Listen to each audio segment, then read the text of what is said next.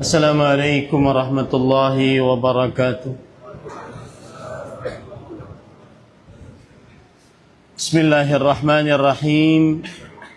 Innal hamdalillah nahmaduhu wa nasta'inuhu wa nastaghfiruh wa na'udzu billahi min shururi anfusina wa sayyiati a'malina. Man yahdihillahu fala mudilla lahu wa man yudlil fala hadiya lahu. وأشهد أن لا إله إلا الله وحده لا شريك له وأشهد أن محمدا عبده ورسوله يا أيها الذين آمنوا اتقوا الله حق تقاته ولا تموتن إلا وأنتم مسلمون يا أيها الناس اتقوا ربكم الذي خلقكم من نفس واحدة وخلق منها زوجها وبث منهما رجالا كثيرا ونساء واتقوا الله الذي تساءلون به والأرحام إن الله كان عليكم رقيبا يا أيها الذين آمنوا اتقوا الله وقولوا قولا سديدا يصلح لكم أعمالكم ويغفر لكم ذنوبكم ومن يطع الله ورسوله فقد فاز فوزا عظيما أما بعد فإن أصدق الحديث كتاب الله وأحسن الهدي هدي محمد صلى الله عليه وعلى آله وسلم وشر الأمور محدثاتها وكل محدثة بدعة وكل بدعة ضلالة وكل ضلالة في النار. Alhamdulillah, kita bersyukur pada Allah Subhanahu wa taala pada hari ini, hari Sabtu malam Ahad 27 Syawal 1446 Hijriah bertepatan dengan 26 April 2025. Kita dimudahkan oleh Allah Subhanahu wa taala untuk duduk bersama mengkaji kembali hadis-hadis Rasul sallallahu alaihi wa ala alihi wasallam di dalam Al-Arba'in An-Nawawiyah. Salawat dan salam semoga selalu Allah berikan kepada Nabi kita Muhammad sallallahu alaihi wa ala alihi wasallam, pada keluarga beliau, para sahabat serta orang-orang yang mengikuti beliau sampai hari kiamat kelak. Dengan nama-nama Allah yang husna dan sifat-sifatnya yang ulia, kita berdoa, Allahumma inna nas'aluka ilman nafi'an wa rizqan tayyiban wa amalan mutaqabbala, Allahumma amin. Ahibati fillah, afanillah wa iyyakum. Pada kesempatan kali ini kita akan membahas hadis yang merupakan asal, landasan pokok di dalam beragama, yaitu hadis yang ke-28 dari hadis-hadis yang dikumpulkan oleh Al-Imam An-Nawawi rahimahullahu ta'ala. Saya bacakan an Abi Najih Al-Irbad ibn Sariyah radhiyallahu anhu qala, dari Abu Najih Al-Irbad bin Sariyah radhiyallahu anhu, beliau bercerita, wa'adhana Rasulullah sallallahu alaihi wa ala alihi wasallam mau'izatan wajilat minha al-qulub. Rasulullah sallallahu alaihi wa ala alihi wasallam pernah memberikan nasihat dengan sebuah nasihat yang menggetarkan hati dari nasihat tersebut. Wa dzarafat minhal uyun, dan melinangkan air mata dengan sebab nasihat tersebut. Faqulna, lalu kami berkata, ya Rasulullah, ka'annaha mau'izatu muwaddi' fa'awsina. Wahai Rasulullah sallallahu alaihi wasallam, seakan-akan nasihat tersebut adalah nasihat seorang yang ingin berpisah, meninggalkan. Maka berikanlah kami wasiat, maka wasiatilah kami. Kemudian Rasul sallallahu alaihi wa ala alihi wasallam bersabda, usikum bitaqwallahi was-sam'i wat-ta'ah wa in ta'ammara 'alaikum 'abdun. Aku wasiatkan kepada kalian untuk bertakwa kepada Allah dan mendengar, taat, meskipun yang memimpin kalian adalah seorang budak. Fa innahu man ya'ish minkum fasayara ikhtilafan katsiran. Sesungguhnya siapa yang hidup dari kalian sepeninggalku, maka sungguh ia akan melihat perselisihan yang banyak.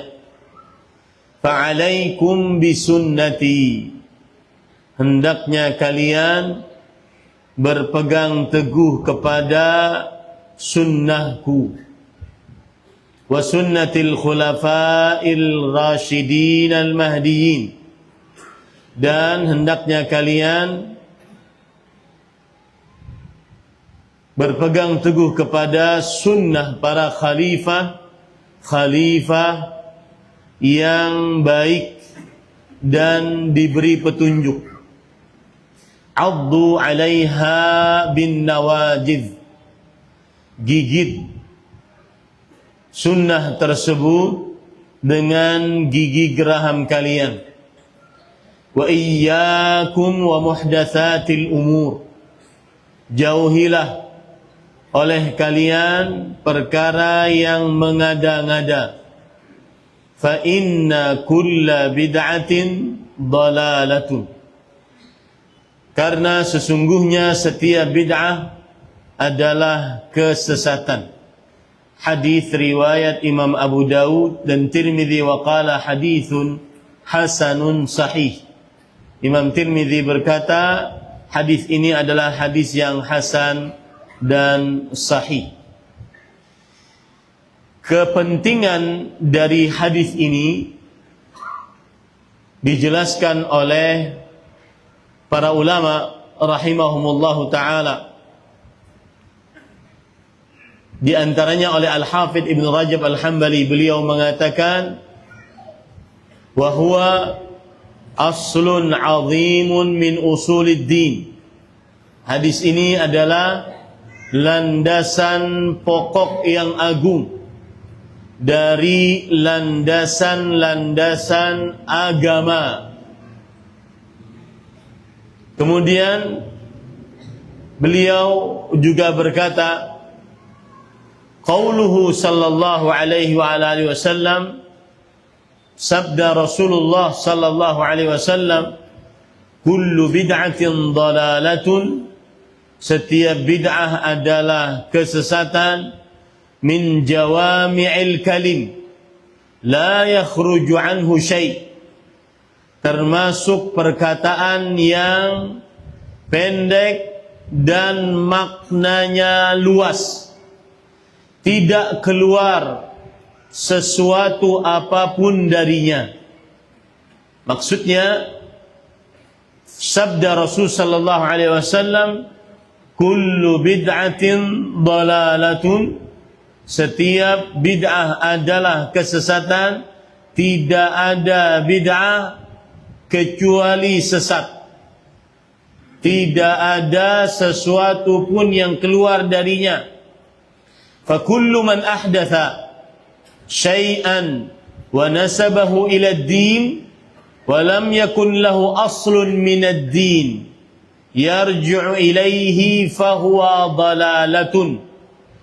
Maka setiap apa saja yang mengada-ngada di dalam sesuatu perbuatan, amalan, dan ia sandarkan kepada agama yang tidak memiliki landasan pokok apapun dari agama yang dikembalikan kepadanya, maka amalan perbuatan tersebut adalah kesesatan. Wa sawa'un fi dzalika masailul i'tiqadat awil a'mal awil aqwalil zahirah wal batinah. Sama baik itu di dalam perkara-perkara akidah, keyakinan qalbu seorang muslim tentang tauhid kepada Allah, dan apa saja yang wajib diimani oleh seorang muslim. Itulah makna akidah. Jazmul qalbi ala tauhidillah wa ma yata'allaqu minal iman wa ma yajibu minal iman min ghairi syakkin wala raib. Akidah adalah ketetapan qalbu untuk mentauhidkan Allah Subhanahu wa taala, dan apa saja yang wajib diimani tanpa ada keraguan di dalamnya. Maka setiap apa saja yang berkaitan dengan perkara mengada-ngada dalam perkara akidah atau amalan-amalan, ucapan-ucapan yang lahir ataupun batin, maka ini adalah sesat. Tidak ada keluar darinya kesesatan tersebut sedikit pun. Kemudian para ulama juga mengatakan terhadap hadis ini, dan ini yang saya tuju. Wal hadithu yuqarriru usulan adidah minha. Hadis yang kita baca tadi menetapkan landasan-landasan pokok dalam beragama.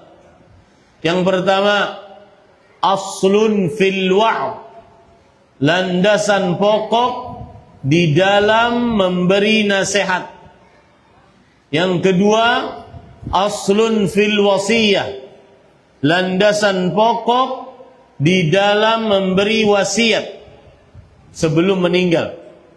Yang ketiga, aslun fi ta'ati waliyil amr, landasan pokok dalam perkara taat kepada pemimpin yang sah dari kaum muslimin dalam sebuah kelompok negara kaum muslimin, dalam sebuah kesatuan keumuman dari kaum muslimin.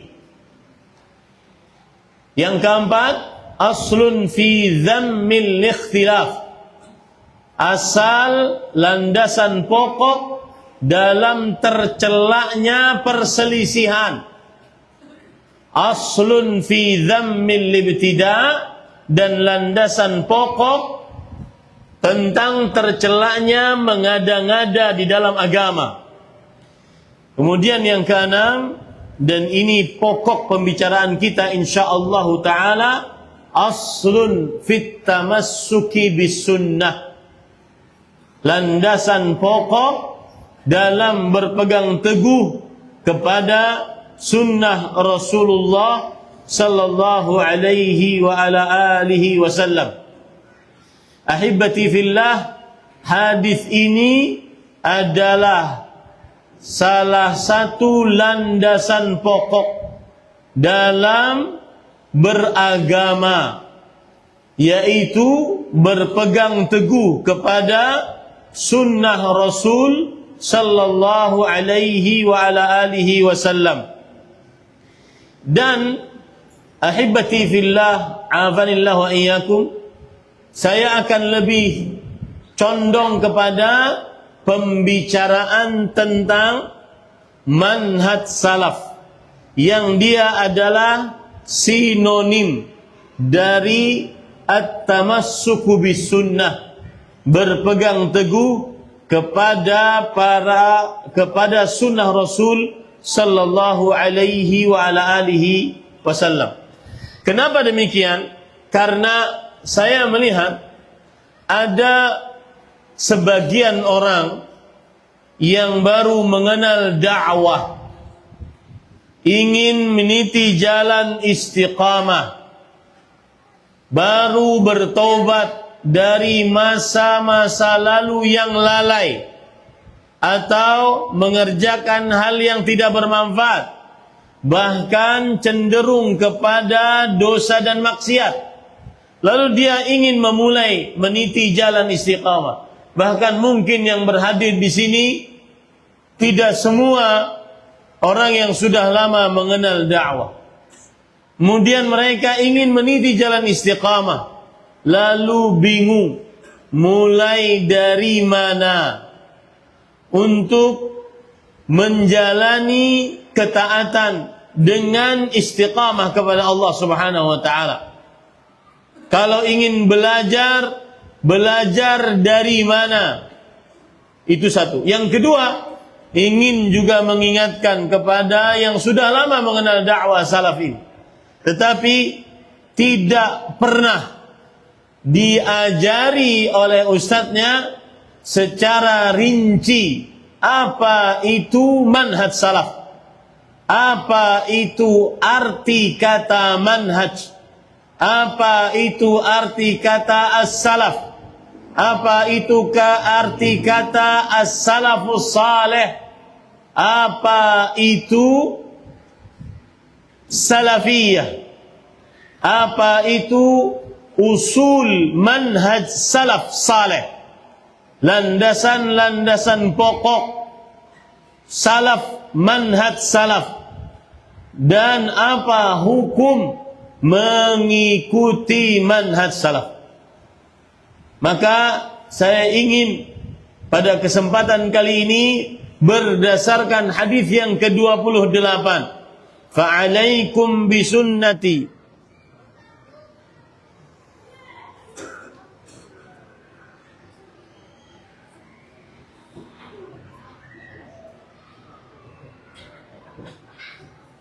mati lampunya.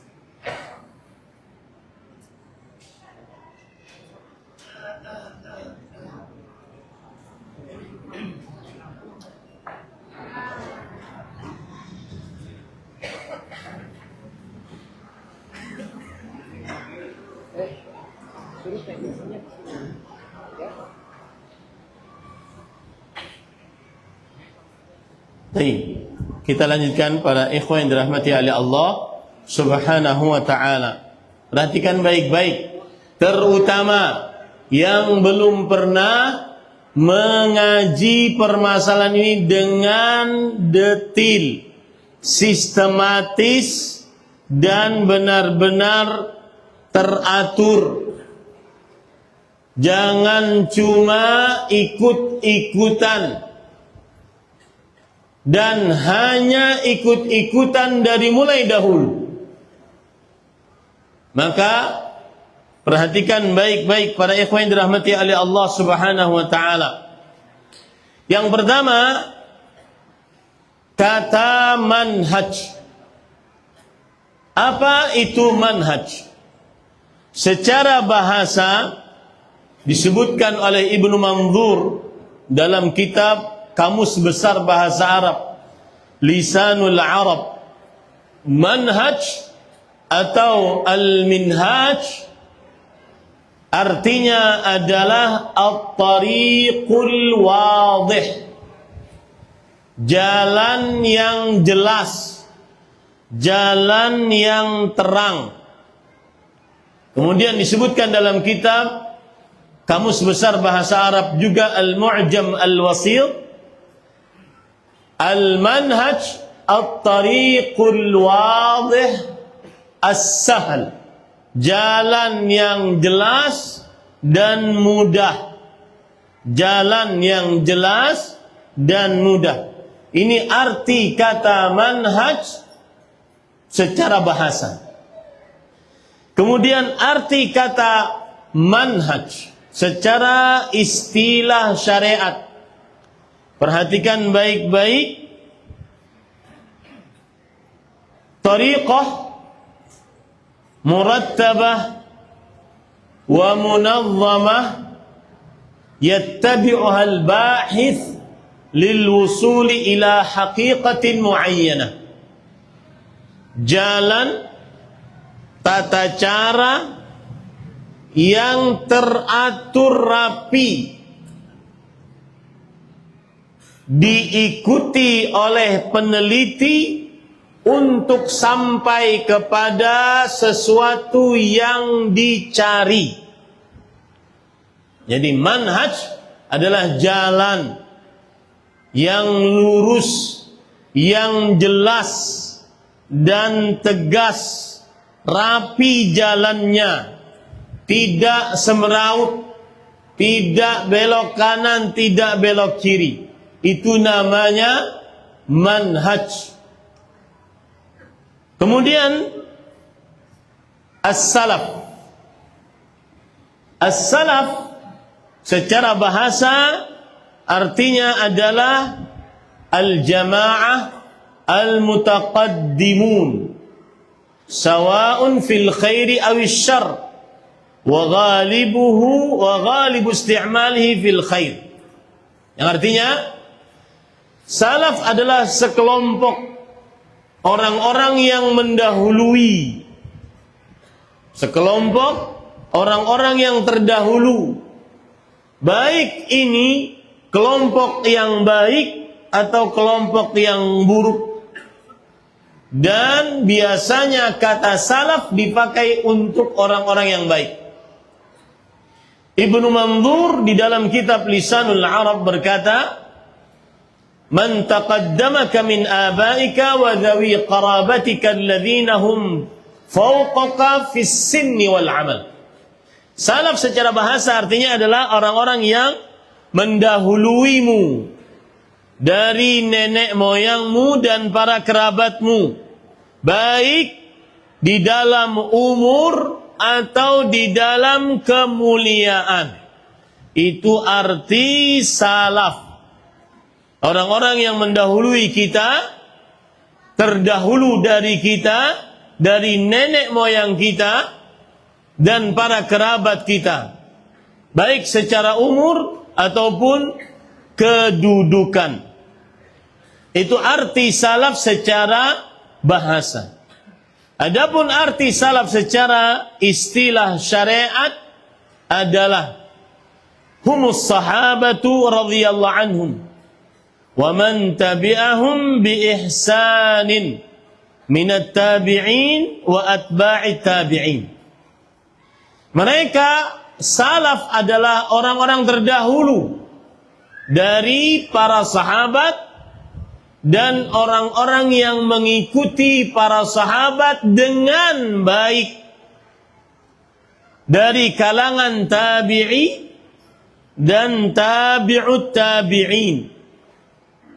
Berkata Al-Imam As-Sabuni, ulama Islam abad ke-5 Hijriah, wafat pada tahun 449 Hijriah, dalam kitabnya Aqidatus Salaf Ashabil Hadis. Beliau mengatakan ashabul hadis al-mutamassikuna bi kitabillah wa sunnati rasulih sallallahu alaihi wasallam al-maduna ala tariqi salaf min a'immatid din. Para ahli hadis adalah orang-orang yang berpegang teguh dengan Al-Quran, sunnah Rasul, yaitu ahli hadis Rasul sallallahu alaihi wasallam, yang selalu jalan di atas para salafus saleh, jalannya para salaf, yaitu para sahabat, para tabi'in, para tabi'ut tabi'in, yang merupakan imam dalam agama Islam. Al-Hafidh Ibn Rajab Al-Hambali rahimahullah, ulama Islam abad ke-8 Hijriah, wafat pada tahun 795. Lihat ini, ulama-ulama terdahulu sudah berbicara dengan kata-kata salaf. Dengan kata salaf. Jadi kata salaf, salafi, salafiyah, ini bukan bawaannya orang Wahabi. Bukan bawaannya orang-orang sekarang yang dianggap sebagai Wahabi, enggak. Dari dulu ulama sudah mengatakan kata-kata salaf ini. Abad ke-8 Hijriah, di dalam kitab Fadlu Ilmi Salaf alal Khalaf, keistimewaan ilmunya ulama salaf di atas ulama yang terakhir. Was-salaf humus sahabatu wat-tabi'una wa tabi'uhum. Dan para salaf adalah para sahabat, para tabi'in, dan para tabi'ut tabi'in yang mengikuti mereka dengan baik. Para ikhwan yang dirahmati oleh Allah Subhanahu wa taala, adakah dalil tentang kata salaf di dalam Al-Quran atau di dalam hadis-hadis Rasul sallallahu alaihi wa ala alihi wasallam? Ini pesantren toh? Tahfidz kan? Baik, aina tullab? Aina tullab? Yarfa' yadahu. Mana santri? Ada tidak di dalam Al-Quran kata salaf?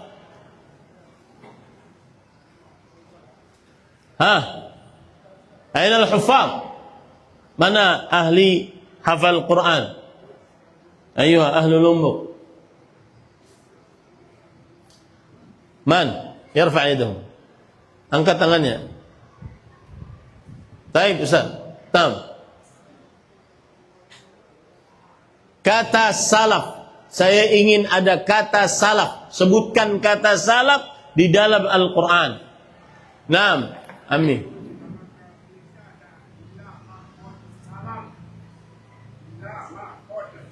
Illa ma qad salaf.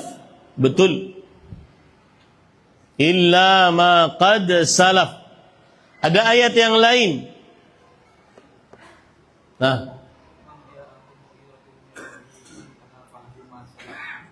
Fantaha ma salaf.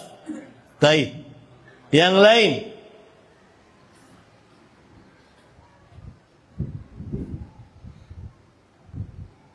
Surah Az-Zukhruf ayat 56. Allah Subhanahu wa taala berfirman, "Faja'alnahum salafan wa mathalan lil akhirin." Kami jadikan mereka sebagai orang-orang yang terdahulu dan contoh untuk orang-orang yang datang kemudian. Surat apa? Az-Zukhruf ayat 56. Ini menunjukkan bahwa kata salaf ada dalam Al-Quran. Kata salaf ada di dalam Al-Quran. Dan kata salaf juga ada di dalam hadis Rasul sallallahu alaihi wa ala alihi wasallam.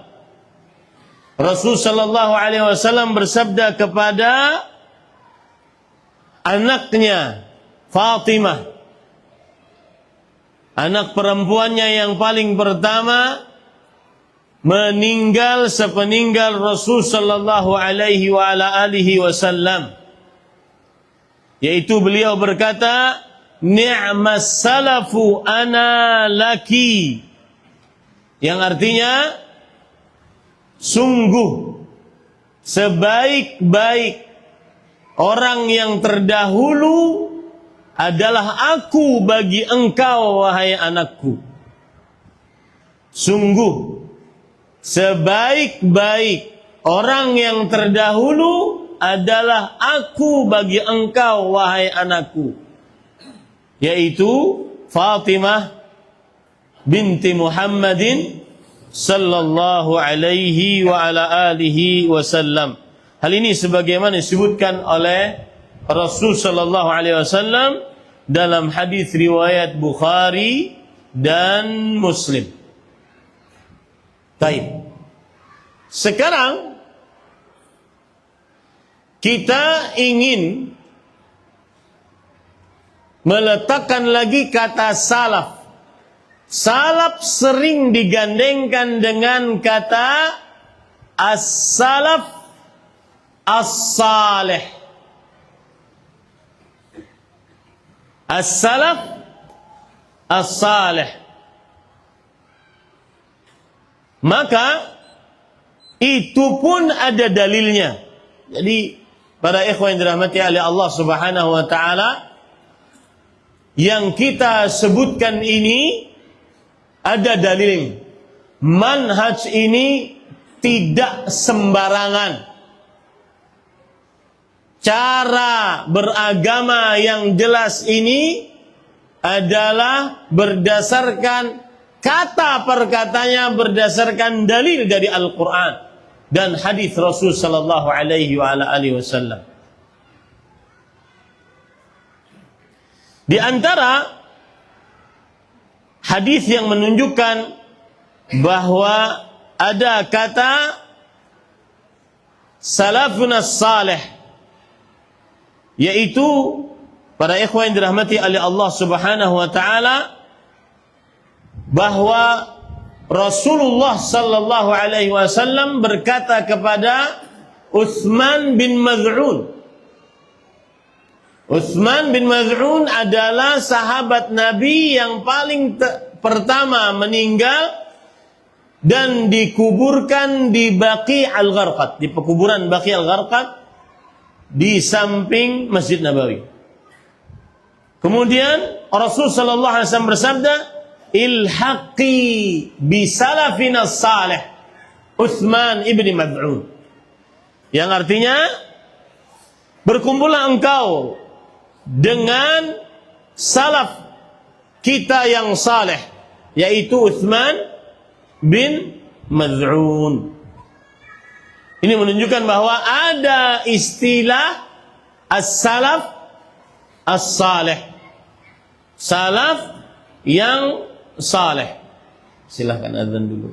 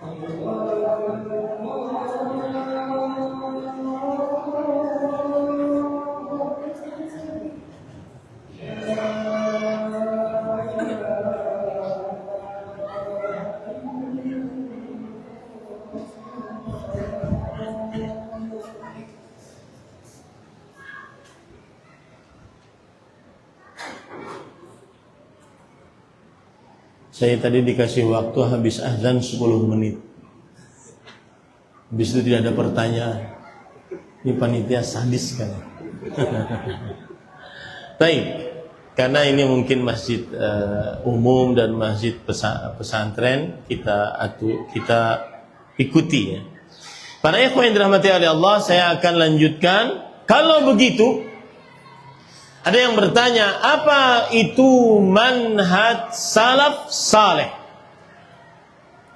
Maka secara mudah, dengan ibarat yang mudah diingat insyaallah ta'ala, manhaj salaf adalah ittiba'ul kitabi was sunnati bifahmi sahabati wattabi'in wa man tabi'ahum bi ihsan ila yaumiddin. Yang artinya adalah mengikuti Al-Quran dan sunnah. Sunnah yang dimaksud adalah hadis Rasul sallallahu alaihi wasallam. Bifahmi sahabah, dengan pemahaman para sahabat, wa man tabi'ahum bi ihsan, dan yang mengikuti para sahabat dengan baik, waltizamu tariqihim fi jami'i abwabiddin, dan selalu berpegang teguh di jalan yang jelas mereka dalam seluruh perkara-perkara agama, dalam seluruh pintu-pintu permasalahan agama. Itulah manhaj salaf. Saya ulangi,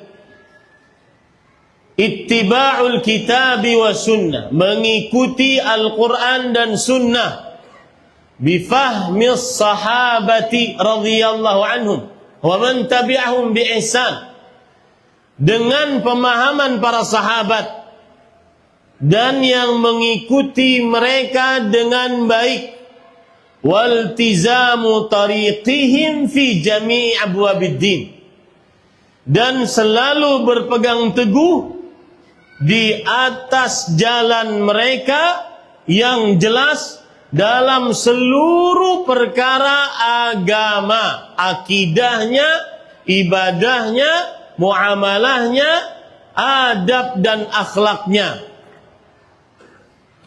Inilah yang disebut dengan manhaj salaf. Jadi manhaj salaf adalah mengikuti Al-Quran dan Sunnah dengan pemahaman para sahabat dan para tabi'in, tabi'ut tabi'in yang mengikuti sahabat dengan baik. Dan selalu berpegang teguh dengan jalan mereka dalam seluruh perkara agama. Ini para ikhwan yang dirahmati oleh Allah Subhanahu wa taala. Imam Ahmad rahimahullah dalam kitab beliau Ushulus Sunnah, beliau mengatakan usulus sunnati indana at-tamassuku bima kana alaihi ashabu Rasulillah sallallahu alaihi wasallam. Berpegang landasan pokok ajaran kami, ajaran sunnah adalah berpegang teguh kepada yang dilakukan oleh para sahabat Nabi radhiyallahu anhum sallallahu alaihi wa ala alihi wasallam. Al-Imam As-Sabuni rahimahullah dalam Aqidatus Salaf wa Ashabil Hadith, beliau mengatakan wa ya'taqidu ashabul hadith anna al-haqqa ma jaa bihi al-kitab wa sunnah wa ma kana alaihi as-sahabatu wat tabi'un. Yang artinya, dan ashabul hadith berkeyakinan bahwa kebenaran adalah apa yang dibawa dari Al-Quran dan Sunnah, yaitu hadis, dan apa yang dijalankan oleh para sahabat dan para tabi'in. Ini para ikhwan yang dirahmati oleh Allah Subhanahu wa ta'ala. Tayyib. Apa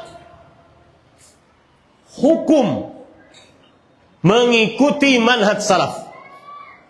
Maka jawabannya adalah hukum mengikuti manhaj salaf hukumnya adalah wajib. Wajib pengertiannya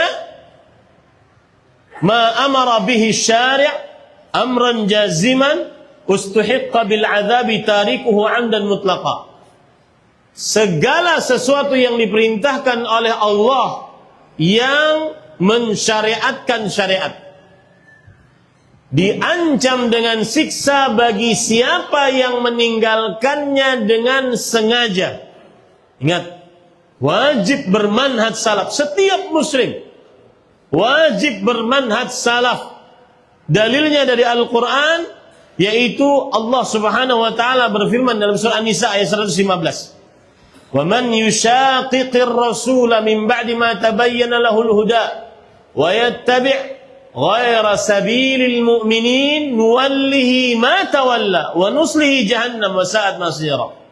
Barang siapa yang menentang Rasulullah sallallahu alaihi wasallam setelah jelas baginya petunjuk dan lihat mengikuti selain jalannya orang-orang beriman. Ketika ayat ini turun, al-mu'minin yang dimaksud pada ayat ini adalah as-sahabah. Awal bi awal. Al-mu'minin yang dimaksud pada ayat ini adalah para sahabat Nabi radhiyallahu anhum.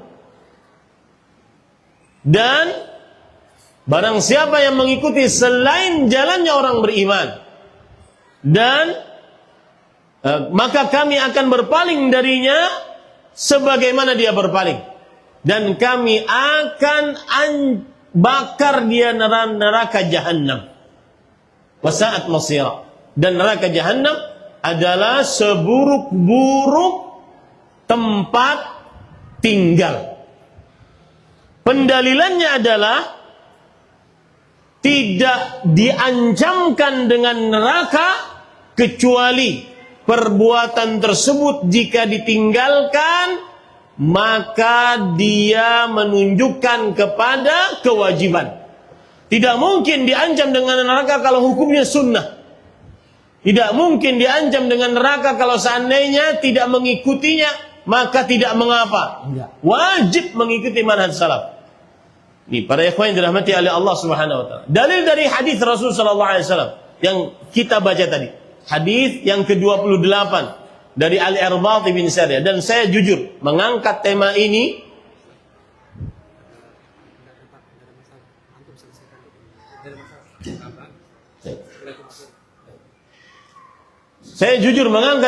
adalah sekarang di zaman media sosial Semua orang bisa berpenampilan seperti sesuai dengan sunnah. Berjenggot, kemudian berpeci, bersurban, celana di atas 2 mata kaki, bercadar. Tapi ternyata setelah digali tidak sesuai dengan manhaj salaf. Maka ini salah satu hal yang antum dengannya nanti bisa membedakan. Nah, ini Ustadz mengajarkan Al-Quran dan Sunnah dengan pemahaman para sahabat. Berarti di atas manhaj salaf. Ya. Nanti kalau ada yang bertanya, Ustadz, itu imam yang 4 di mana letaknya?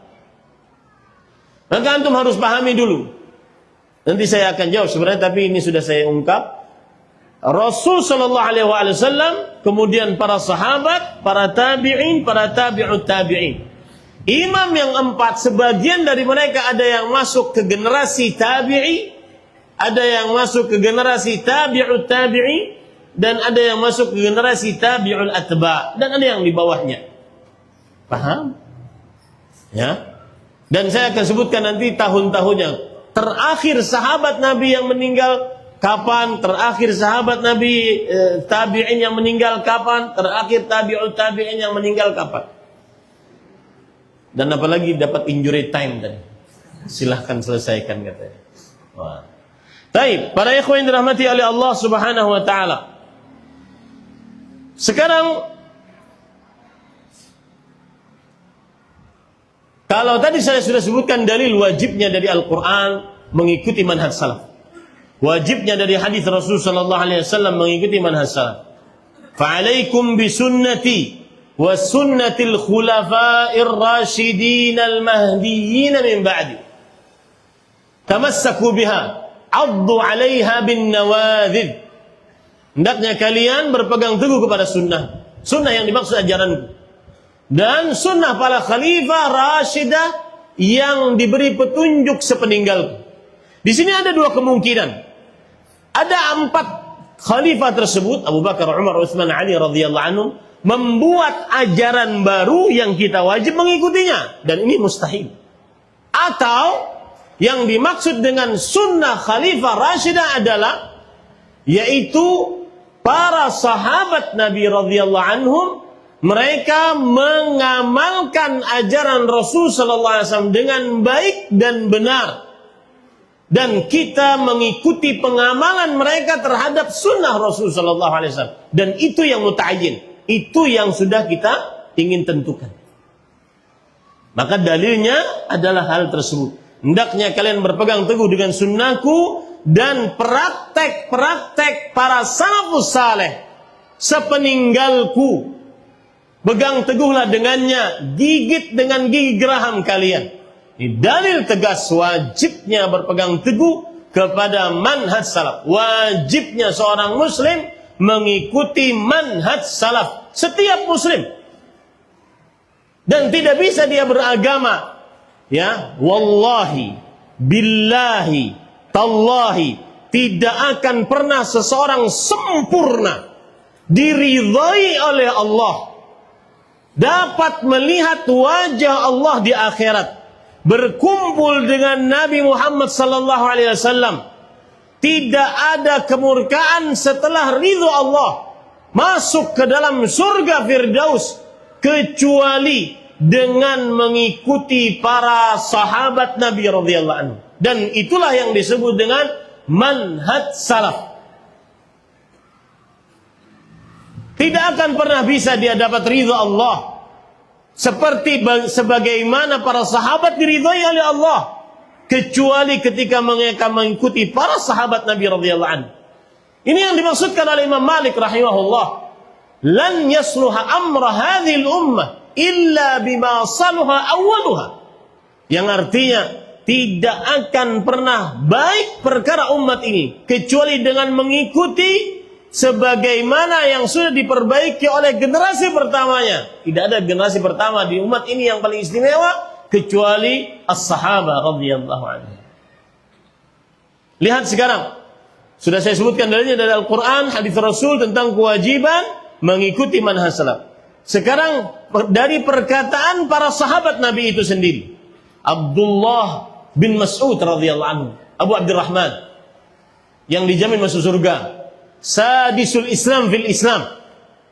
Orang yang keenam yang masuk ke dalam surga, masuk ke dalam Islam, di dalam sejarah agama Islam.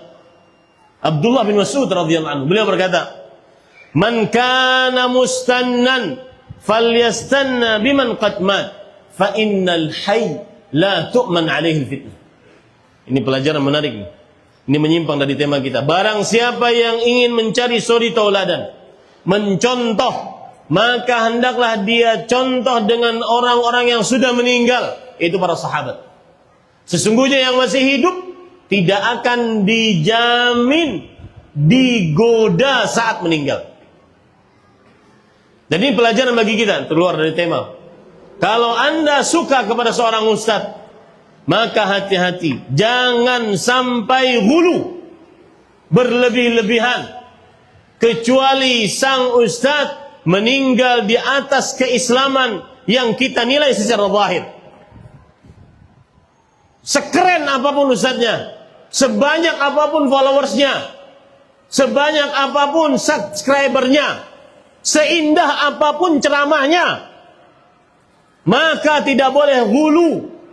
Tidak ada yang menjamin si fulan ustadz ini mati di atas Islam. Bahkan sekelas Sufyan bin Sa'id bin Masruq al-Thawri, Imamul Muhaddithin, tabi'ut tabi'in, beliau mengatakan, "Akhafu an uslaba 'indal maut, an uslaba al-iman 'indal maut." Aku sangat takut untuk dicabut iman dariku saat kematian. Maka di dalam manhaj salaf tidak mengenal ada ustadz ma'sum, nggak ada.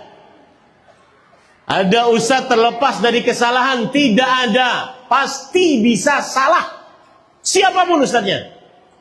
Apalagi yang berbicara sekarang di hadapan Bapak Ibu saudara-saudara sekalian, nggak ada. Sesenior apapun, tidak ada yang ma'sum kecuali Rasulullah Sallallahu Alaihi Wasallam. Ingat itu baik-baik. Secinta apapun antum terhadap ustadz antum, jangan hulu. Sebagaimana yang dinasihatkan oleh seorang salafus saleh, "Falyastanna biman qad mat." Contohlah yang sudah meninggal para sahabat. Fa innal hayya la tu'man al-fitnah. Seorang yang hidup tidak aman dari godaan saat ketika dia meninggal. Ulaika ashabu Muhammadin sallallahu alaihi wasallam. Yang sudah meninggal tersebut, merekalah para sahabat Nabi radhiyallahu anhu. Artinya contohlah para sahabat. Kanu afdal hadhil ummah. Mereka adalah manusia-manusia yang paling afdal dari seluruh umat Islam sampai hari kiamat. Dan saya yakin dalam semua tayyar dakwiyah, kelompok dakwah-dakwah yang ada di Indonesia atau di dunia ini, pasti sepakat. Dan hanya Rafidhah yang tidak sepakat. Hanya Syiah Rafidhah yang tidak sepakat. Pasti sepakat bahwa para sahabat Nabi adalah afdala hadhil ummah. Umat yang paling afdal dari seluruh umat Islam sampai hari kiamat. Para sahabat Nabi radhiyallahu anhu. Wa a'maqaha ilman wa aqallaha takallufan. Mereka yang paling dalam ilmunya dan paling sedikit berpura-pura. Ini disebutkan oleh Imam Ibnu Battah rahimahullah di dalam kitab beliau Al-Iban Al-Kubra. Dan Imam Ibnu Battah bukan ulama Wahabi. Bukan ulama sekarang yang dituduh-tuduh Wahabi, enggak. Ulama dulu. Ya, ini para ikhwan yang dirahmati oleh Allah Subhanahu wa taala. Al-Imam Al-Auza'i rahimahullah, ulama Islam, wafat pada tahun 157 Hijriah, abad kedua Hijriah. Sekarang kita abad ke-15 Hijriah. Beliau berkata, "Alaika bi athari man salaf." Hendaknya engkau mengikuti riwayat-riwayat para salaf saleh. Wa in rafadhaka an-nas. Lihat, seakan-akan ini sekarang berjalan perkataan ini. Seakan-akan perkataan ini ada di hadapan kita. Meskipun manusia seluruhnya menolakmu, membencimu, sinis kepadamu, kamu dianggap aneh, direndahkan, dikata-katai kasar. Wa in rafabakan nas. Wa iyyaka wa ara'ar rijal. Jauhi olehmu pendapat-pendapat manusia biasa. Wa in zakhrafu laka bil qaum. Meskipun mereka ngomongnya indah. Dari dulu memang. Dari dulu omongannya indah. Ini para ikhwan yang dirahmati oleh Allah Subhanahu wa taala. Imam Ahmad rahimahullah dalam kitab beliau Ushulus Sunnah, beliau berkata, Ushulus sunnati indana at-tamassuku bima kana alaihi ashabu Rasulillah sallallahu alaihi wasallam. Pokok-pokok ajaran kita adalah berpegang teguh kepada para sahabat Nabi radhiyallahu anhu. Timbul pertanyaan, mengapa kita memilih manhaj salaf? Memahami Al-Quran, hadis dengan pemahaman para sahabat dan para tabi'in, para tabi'ut tabi'in yang mengikuti para sahabat dengan baik. Jadi sumbernya para sahabat ya. Makanya para sahabat itu gelarnya cukup radhiyallahu anhu. Kalau di dalam ilmu hadis ada rawi katakan diberi gelar thiqah, terpercaya, adil, qawiyul hifz, ka'annahu mushaf. Dia terpercaya, dia adil, dia seakan-akan hafalannya seperti buku, dia kuat hafalannya dan seterusnya. Tapi sahabat cukup dengan radhiyallahu anhu. Dan seluruh yang setelah sahabat akan mulia ketika mengikuti para sahabat Nabi radhiyallahu anhu. Akan dikatakan sebagai salaf as-salih ketika mengikuti siapa? Para sahabat Nabi radhiyallahu anhu. Sebab yang pertama, kenapa kita mengikuti para salafus salih? Yang pertama, karena mereka adalah khairun nas ba'da an-nabi sallallahu alaihi wasallam. Jadi kalau boleh kita runut Pak, para rasul, para nabi, kemudian para sahabat. Khairun nas ba'dal anbiya'i war rusul. Wa hadha bi syahadati an-nabi sallallahu alaihi wasallam. Khairun nas qarni, thumma alladhina yalunahum, thumma alladhina. Ini semua dengan persaksian Rasul sallallahu alaihi wasallam. Sebaik-baik manusia adalah zamanku, kurunku. Dan kurun setelahku, yaitu para tabi'in. Dan kurun setelah para tabi'in, yaitu tabi'ut tabi'in. Jelas. Rasulullah Allah Subhanahu wa taala juga di dalam surah At-Taubah ayat 100. Was-sabiqunal awwalun minal muhajirin wal ansar walladzina ittaba'uuhum bi ihsanin radhiyallahu anhu wa radu an. Dan generasi pertama dari kaum muhajirin dan ansar, para sahabat Nabi, dan yang mengikuti mereka dengan baik, Allah ridha atas mereka dan mereka ridha terhadap Allah Subhanahu wa taala. Ingin diridhai oleh Allah, ikutilah orang-orang yang diridhai oleh Allah Subhanahu wa taala, yaitu para sahabat Nabi. Sangat mudah beragama sebenarnya. Cuma mengikuti Al-Qur'an dan hadis dan menyandarkan pemahaman kepada para sahabat Nabi radhiyallahu anhu. Dan yang membuat sulit adalah kesyirikan, perbuatan bid'ah, ilmu kalam, ilmu filsafat, itu yang membuat sulit. Kemudian yang kedua, para ikhwan yang dirahmati oleh Allah, dan ini tidak akan pernah ada kecuali di zaman para sahabat, bahwasanya para sahabat Nabi radhiyallahu anhum mereka adalah syahadut tanzil. Mereka saksi hidup hadis keluar dari mulut yang mulia Nabi kita Muhammad sallallahu alaihi wasallam. Saksi hidup ayat yang turun, bahkan kadang-kadang sebagian ayat turun karena berkaitan dengan kisah mereka secara langsung. Dan tentunya yang menyaksikan secara hidup Al-Quran turun, hadis Rasul sallallahu alaihi wasallam keluar dari mulut Nabi yang mulia sallallahu alaihi wasallam, tentunya lebih dalam ilmunya dibandingkan yang tidak menyaksikan langsung. Ini para ikhwan yang dirahmati oleh Allah Subhanahu wa taala.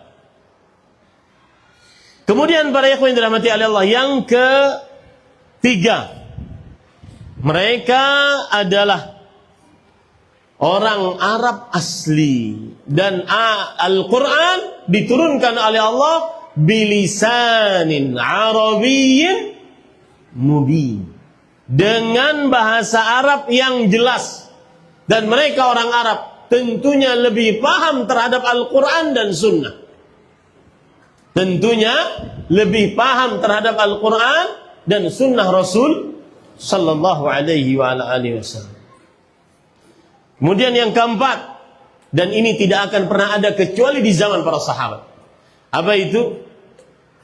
Para sahabat Nabi kalau keliru mengamalkan Al-Quran dan hadis, maka akan ada koreksi langsung dari 7 petala langit Allah Subhanahu wa taala.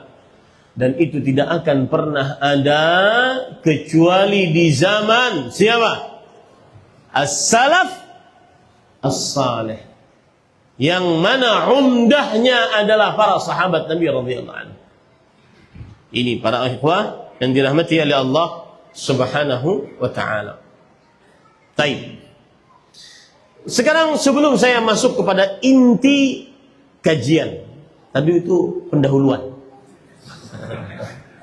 Inti kajiannya kan usul manhaj salaf. Pokok manhaj salaf itu apa, ya? Agar antum tidak bingung. Ada orang datang dari Saudi, kemudian pakaiannya seperti pakaian syekh, langsung disuruh imam, ceramah dan seterusnya.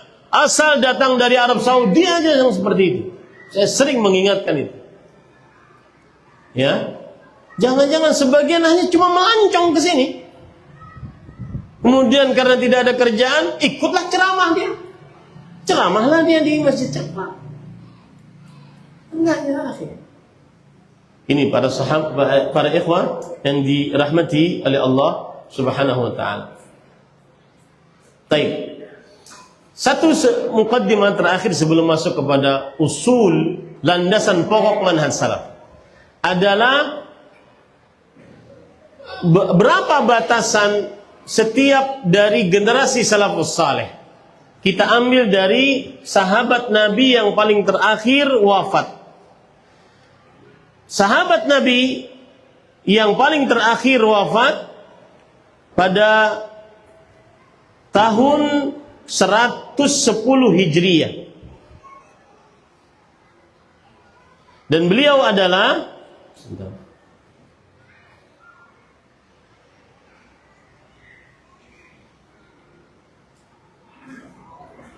Abu Tufail Amir ibn Wathilah Al-Laythi radhiyallahu anhu. Dan beliau wafat pada tahun 110 Hijriah. Ada yang mengatakan tahun 100 Hijriah. Al-Hafidh Ibnu Hajar Al-Asqalani rahimahullah dalam kitab beliau Al-Isabah fi Tamyiz Sahaba berkata, wa kana akhiru man mata minas sahaba Abu Tufail Amir ibn Wathilah bi Makkah sanata 100. Dan yang paling terakhir meninggal dari para sahabat Nabi radhiyallahu anhum adalah Abu Tufail Amir ibn Wathilah Al-Laythi, meninggal di kota Mekah pada tahun ke-100 Hijriah. Dan juga, nah ini penting, Imam Az-Zahabi, Imam Ahmad bin Muhammad bin Qaymas Az-Zahabi rahimahullah, ulama Islam ke-8 Hijriah, yang mempunyai kitab Syiar Alamin Nubala. Beliau berkata, Abu Tufail Al-Laythi akhiru man ra'an nabiyya sallallahu alaihi wasallam wa mata sanata 100. Abu Tufail adalah seorang yang paling terakhir melihat Rasul sallallahu alaihi wasallam, dan beliau wafat pada tahun 100 Hijriah. Di sini terdapat pelajaran siapa atau apa pengertian sahabat. Karena kita harus menekankan ini. Siapa itu salaf saleh? Karena kita ingin mengikuti mereka, memahami Al-Quran dengan pemahaman mereka. Maka harus tegas siapa itu salaf saleh. Maka salaf saleh adalah para sahabat Nabi radhiyallahu anhu. Lalu siapa sahabat itu? Pengertiannya siapa? Maka sebagian ulama di antaranya Al-Hafidh Ibnu Hajar Al-Asqalani rahimahullah, beliau berkata, as-sahabiyyu huwa man laqiya an-nabiy sallallahu alaihi wasallam fi hayatihi walau lahzah wa aman wa mata 'alal iman. Yang artinya sahabat Nabi adalah yang pernah bertemu dengan Rasul sallallahu alaihi wasallam, kemudian meninggal. Yang pernah bertemu dengan Rasulullah. Lihat kata-kata bertemu. Bertemu maksudnya adalah bertemu. Karena ada sebagian sahabat Nabi yang buta, tidak melihat. Makanya bertemu agar lebih umum dibandingkan hanya sekedar melihat. Bertemu dengan Rasul sallallahu alaihi wasallam di dalam kehidupan Rasul sallallahu alaihi wasallam, bukan dalam mimpi. Apalagi setelah Nabi Muhammad SAW wafat, ngaku-ngaku bertemu dengan Rasulullah ketika Nabi Muhammad SAW jalan-jalan setelah wafatnya ke Indonesia. Innalillahi wa inna ilaihi raji'un. Dan saya katakan dari majelis ini, yang pernah mengatakan Rasul Sallallahu Alaihi Wasallam keluar dan bertemu dengan seseorang setelah wafatnya, maka bertobat. Karena dia sudah ucapannya bertentangan dengan Al-Quran, hadis Rasul, ijma' para salafus salih. Ijma' para salafus salih. Bertobatlah kepada Allah Subhanahu wa taala. Ini para ikhwan yang dirahmati oleh Allah Subhanahu wa taala, bertemu dengan Rasul di dalam hidupnya Nabi Muhammad sallallahu alaihi wasallam atau saat hidup Rasul sallallahu alaihi wasallam, beriman dan mati di atas iman. Karena kalau sekedar bertemu, Abu Lahab, Abu Jahal ketemu. Baik. Kemudian para ikhwan yang dirahmati oleh Allah Subhanahu wa taala, sekarang akhir tabi'in paling meninggal, tabi'in yang paling terakhir meninggal.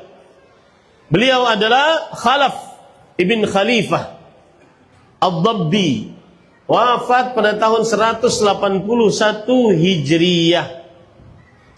Dan beliau ahli hadis, thiqah, terpercaya, Al-Kufi, dan orang Kufah di Irak. Adraka ba'da kibari sahabah, mendapati sebagian besar dari pembesar-pembesar para sahabat ketika beliau masih kecil. Maka beliau termasuk sigharut tabi'in, tabi'in yang masih kecil, mendapati pembesar-pembesar sahabat tapi ketika beliau masih kecil. Imam Az-Zahabi rahimahullah dalam kitab Syiar Alamin Nubala mengatakan, kana Khalafu ibnu Khalifah akhira man haddatha min at-tabi'in. Adalah Khalaf ibn Khalifah yang paling terakhir meriwayatkan hadis dari kalangan tabi'ut tabi'in. Dari kalangan tabi'in. Tahun berapa tadi? Tahun 181 Hijriah. Sekarang tabi'ut tabi'in yang paling terakhir meninggal, ya, dan disitulah para salafus saleh. Para ikhwan yang dirahmati oleh Allah Subhanahu wa taala, tabi'ut tabi'in yang paling terakhir meninggal adalah Ali Ibnul Madini. Salah satu pendapat mengatakan demikian, yaitu wafat pada tahun 234 Hijriyah. 234 Hijriah. Ya. Nah, para ikhwan yang dirahmati oleh Allah Subhanahu wa taala, itulah generasi salafus saleh, 3 kurun. Kurun yang pertama 100 Hijriah, kurun yang kedua 181 Hijriah, kurun yang ketiga 234 Hijriah, ada yang mengatakan 275 Hijriah. Nah, sekarang poin yang paling inti dalam kajian ini adalah apa itu landasan pokok ajaran salaf atau manhaj salaf. Para ikhwan yang dirahmati oleh Allah Subhanahu wa taala, landasan pokok yang pertama dari manhaj salaf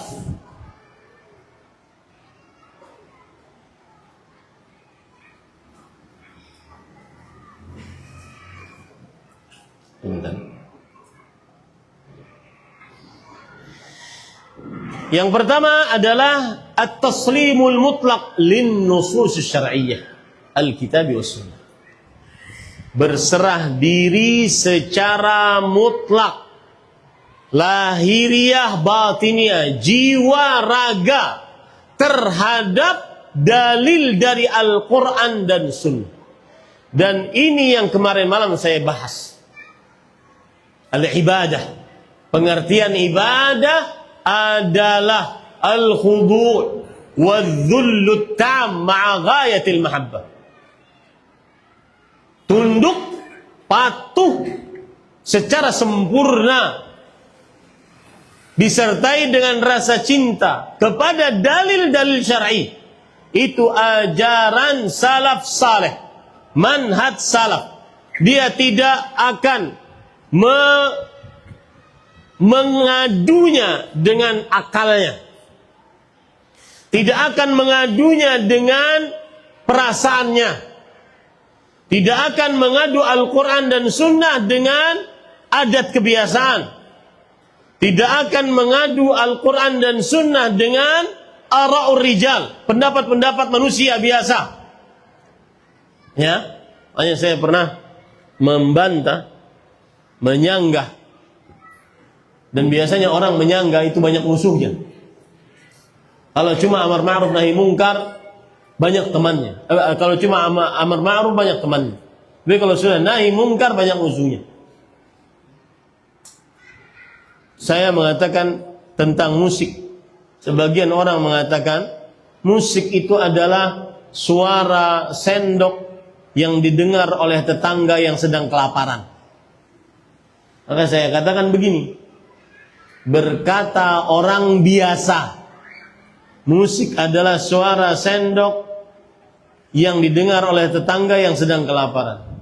Sedang berkata Rasulullah sallallahu alaihi wasallam,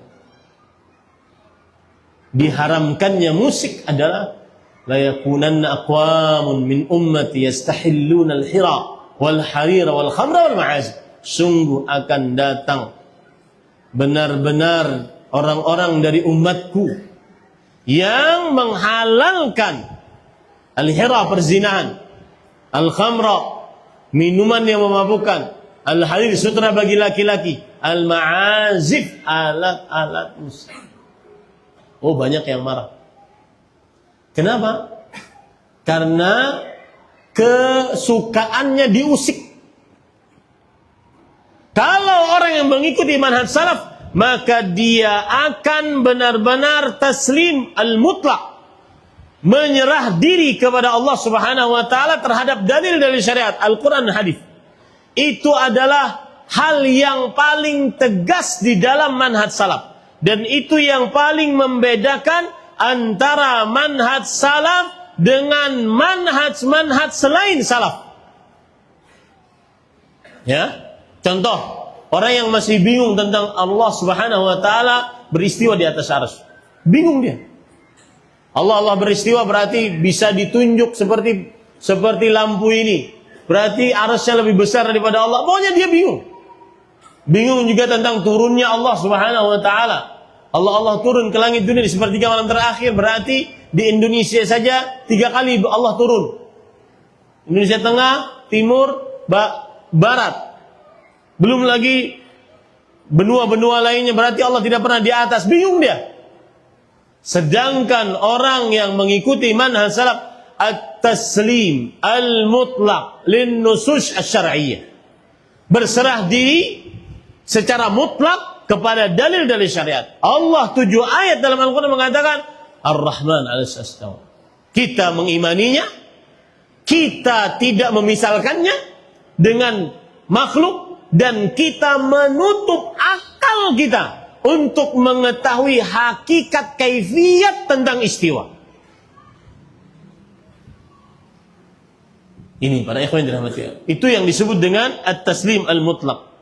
Coba sekarang saya akan sebutkan sebuah riwayat bagaimana para salaf saleh mereka sangat taslim terhadap dalil-dalil syariat. Di antaranya hadis riwayat Imam Muslim dari Abdullah bin Umar radhiyallahu anhu. Jadi yang meriwayatkan ini Abdullah bin Umar dari Rasulullah sallallahu alaihi wasallam. Beliau bersabda, "La tamna'u nisa'akumul masajid idza sta'dhannakum ilaiha." Jangan kalian larang istri-istri kalian pergi ke masjid jika mereka minta izin kepada kalian. Hadis ini menunjukkan bahwa seorang suami tidak boleh melarang istrinya yang ingin pergi ke masjid untuk sholat ikut berjamaah, asalkan menjaga adab-adab syar'i. Asalkan minta izin kepada suaminya. Datang Bilal. Bilal adalah anak dari Abdullah bin Umar. Bilal bin Abdullah bin Umar radhiyallahu rahimahullah.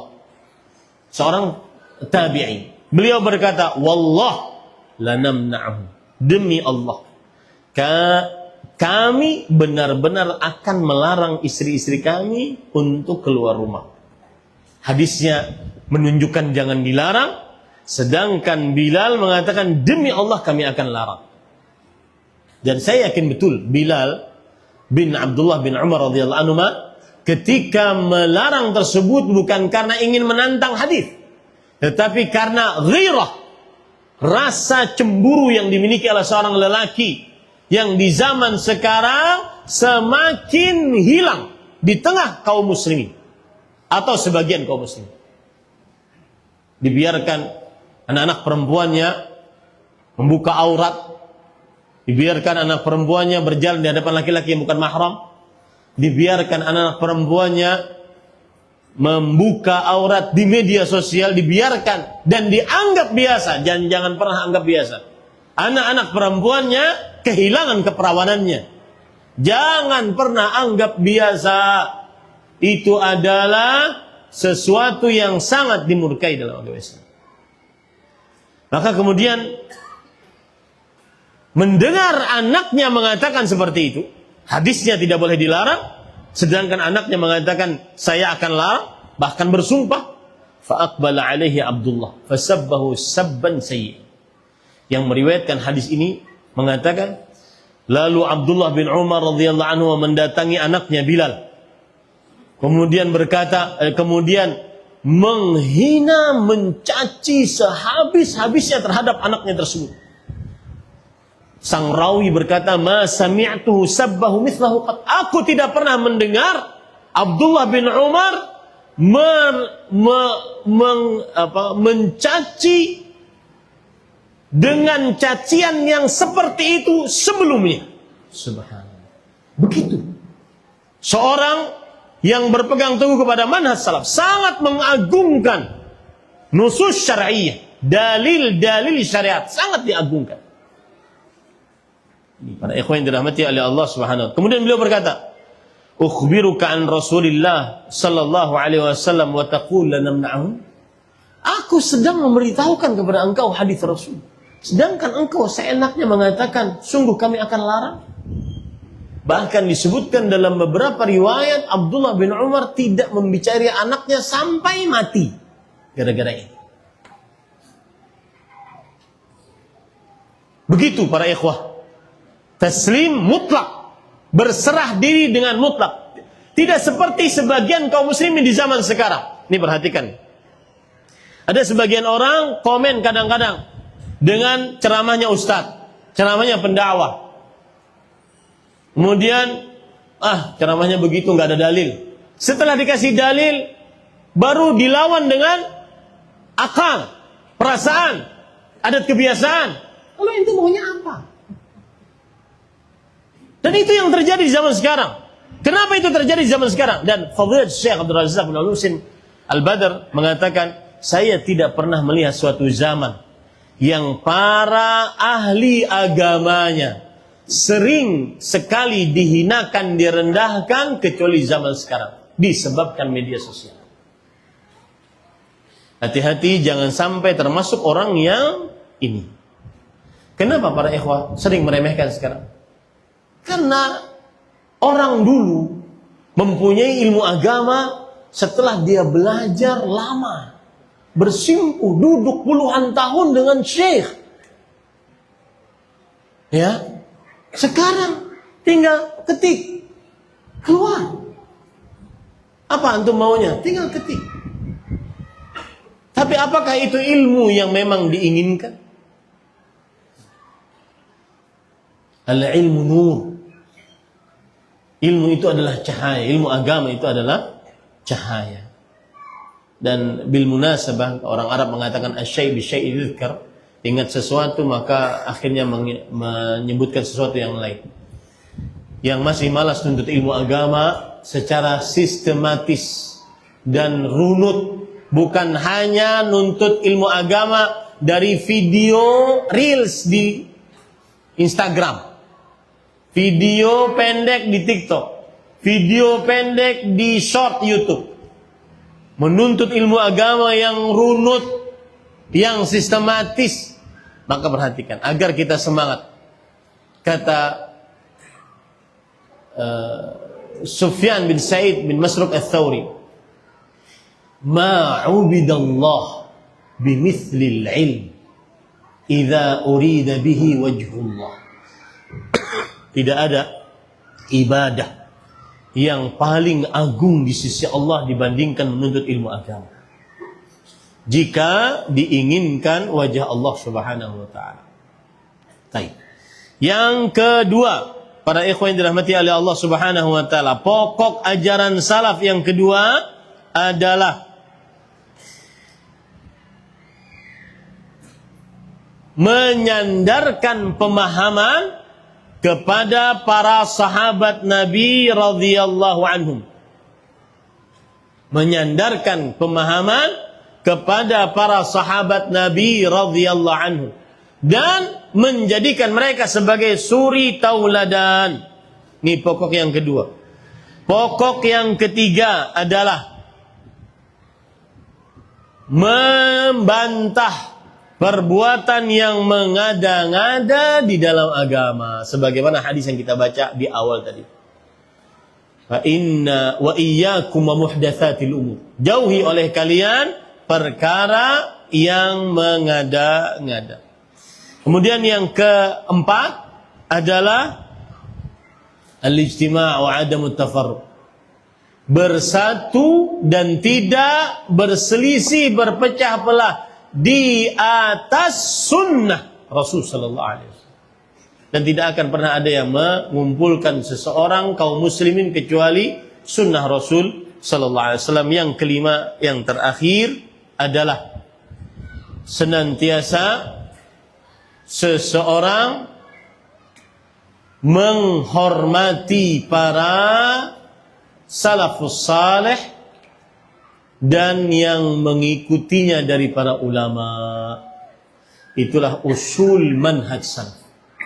Hati-hati para ikhwah di zaman sekarang yang mencela para ulama, para ahli agama yang mengajak kepada kebaikan, kepada jalan surganya Allah Subhanahu wa taala. Apalagi yang dia ajarkan adalah Al-Qur'an dan hadis Rasul sallallahu alaihi wasallam yang dipahami oleh para salafus saleh. Ini yang bisa disampaikan. Dan jazakumullahu khairan atas tambahan waktunya. Jikalau tadi malam saya sampai jam 20, ini lebih sampai jam 20.15. dan mudah-mudahan nanti subuh kita nanti subuh kita akan kajian lagi terakhir kunjungan saya di NTB Mataram, yaitu di Masjid Aisyah Lawata. Ba'da subuh kita akan membahas tentang perkara yang penting yang di zaman sekarang sangat susah untuk terlepas darinya. Mudah-mudahan perkara tersebut kita akan bahas dengan baik dan benar. Sallallahu Nabi Muhammad walhamdulillahi rabbil alamin. Subhanakallah bihamdik, asyhadu an la ilaha illa anta astaghfiruka wa atubu ilaik. Wassalamualaikum warahmatullahi wabarakatuh.